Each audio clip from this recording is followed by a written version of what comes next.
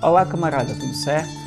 No vídeo de hoje vamos falar sobre a Aliança Nacional Libertadora, a ANL, uma importante organização política que exerceu sua atividade no começo da década de 30, e também vamos falar sobre o Levante de 35, uma corajosa insurreição armada que pretendia iniciar uma revolução no Brasil.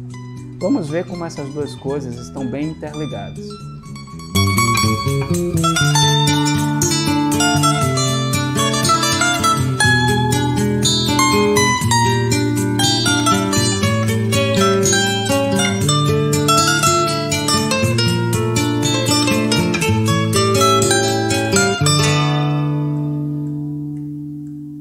Bem, para conversar sobre a ANL e o Levante de 35, precisamos primeiro falar de Luiz Carlos Prestes, o Cavaleiro da Esperança, como ficou conhecido após liderar a coluna Prestes entre 1924 e 1927. Aliás, ninguém menos que Jorge Amado escreveu a biografia desse cabra, que tem esse mesmo nome, o Cavaleiro da Esperança, e é bem legal de ler, recomendo. Ao longo da coluna, Prestes se torna uma das lideranças mais populares do país, sinônimo da luta por um Brasil mais justo, que combatesse a miséria, as desigualdades e injustiças. Representava a esperança de um país melhor, afinal. Claro que esse desejo de Prestes iria evoluir para uma adesão ao projeto revolucionário, socialista. Alguns anos antes, em 1922, era fundado o Partido Comunista do Brasil. Entre idas e vindas, Prestes e o Partido Comunista foram se aproximando. Nesse meio tempo, a Revolução de 30 derruba a chamada República Velha e leva Getúlio Vargas ao poder. Tanto os comunistas quanto Prestes não participam desse processo, já que avaliavam que ali ocorria apenas uma disputa entre as elites. Embora isso não deixasse de ser uma verdade, não participar da Revolução se revelou um erro, já que as novas forças no poder se revelaram mais avançadas do que aquelas derrotadas, e com isso se perdeu a oportunidade de influenciar os rumos dos acontecimentos no sentido de defender os interesses populares. Mas é também nesse período que Prestes ingressa no Partido Comunista do Brasil. Ele viveria os anos seguintes exilado na União Soviética e retornaria ao Brasil de forma clandestina em 1935, ao lado daquela que viria a ser a sua companheira, Olga Benário. Sobre a relação entre Prestes e Olga, a gente sempre recomenda a biografia de Olga, escrita por Fernando Moraes, que deu origem também ao filme, muito conhecido.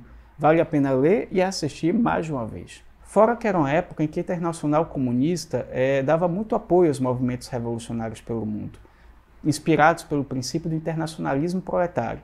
Também se encontravam no Brasil, para auxiliar Prestes e o partido, nomes como Rodolfo Gioldi e Arthur Evert, por exemplo. Era uma época em que o Brasil e o mundo assistiam ao crescimento do nazifascismo, que por aqui encontrava eco na ação integralista brasileira. Um pouco antes, em 1933, Hitler chegava ao poder na Alemanha, enquanto Mussolini governava a Itália desde 1922. Parte importante da elite brasileira adere ao fascismo, incluindo os setores da imprensa tradicional. Era preciso reagir. Em razão disso, em 1935 é criada a Aliança Nacional Libertadora, a ANL, uma ampla organização de caráter patriótico e antifascista. Seu programa incluía a suspensão do pagamento da dívida externa, a luta contra o imperialismo, a defesa da reforma agrária contra o latifúndio, a defesa da democracia e de um governo popular. Vejam que a ANL não era por si uma organização revolucionária, marxista. Ela contou com apoio e participação dos comunistas e Prestes foi aclamado como seu presidente de honra, mas também envolvia gente de outras matizes ideológicas, em geral comprometidas com a perspectiva progressista. A ANL cresce rapidamente pelo país inteiro e ganha a adesão de centenas de milhares de pessoas. Claro que isso apavorou o governo.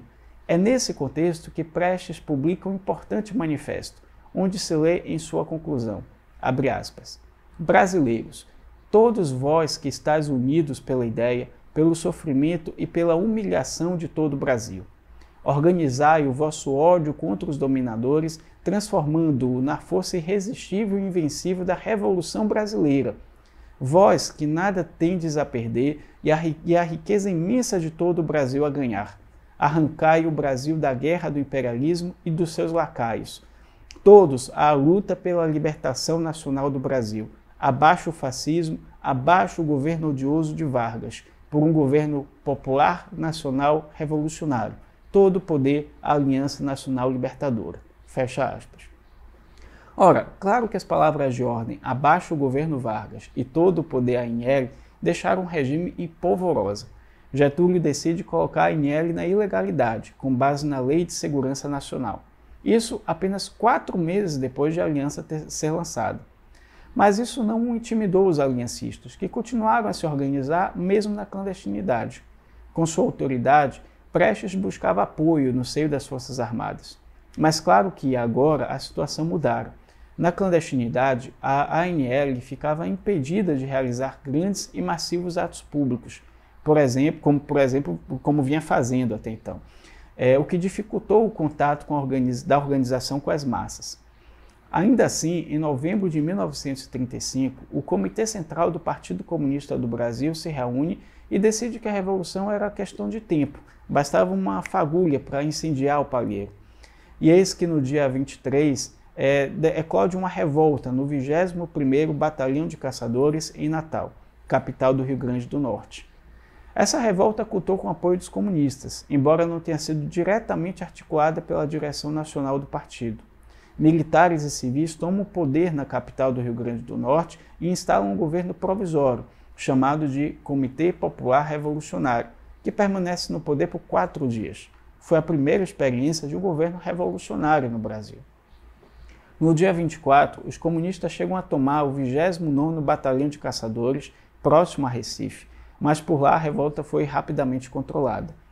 Quando as informações dos levantes chegaram ao Rio de Janeiro, capital do país, a direção do partido teve que tomar uma decisão: não aderir e esperar um melhor momento para fazer eclodir a revolução, ou aderir à revolta iniciada em Natal. Prestes defende essa segunda alternativa, que acaba sendo majoritária, avaliando que contaria com apoio maior de membros das Forças Armadas. Com isso, o partido ativa os seus contatos nos quartéis. No dia 27, a Vila Militar, a Escola de Aviação e o 3º Regimento de Infantaria no Rio de Janeiro, então capital do país, partem para a insurreição. Entretanto, esses levantes ficaram restritos e acabaram sendo esmagados. Também não foi possível, como era a intenção, levar a revolta para outros cantos do país. Com isso, o levante acabou abafado e a ditadura entrou de sola na perseguição à ANL e aos comunistas. Prestes foi caçado até ser preso. Só sairia da cadeia em 1945, 10 anos mais tarde. Olga, como sabemos, uma alemã judia, foi extraditada grávida para a Alemanha nazista pelo regime de Vargas, onde teve a sua filha e a de Prestes, Anita. Acabou morta em um campo de concentração. Foram centenas de prisões acompanhadas de torturas bárbaras. Esse período de dificuldades, pós-1935, é muito bem relatado por Jorge Amado na trilogia Subterrâneos da Liberdade, romance publicado em 3 volumes, Os Ásperos Tempos, A Agonia da Noite e A Luz Noturna. Como todos os episódios de luta do povo brasileiro, a ANL e o Levante de 35 nos deixam ensinamentos importantes. Um deles é o da amplitude.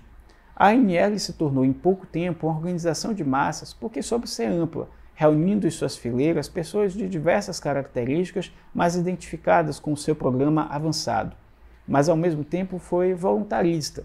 A direção do movimento subestimou a importância de maior conexão com as massas populares para a partir daí levar a cabo a tão sonhada Revolução Brasileira. Em todo caso, o exemplo de heroísmo deve ser lembrado.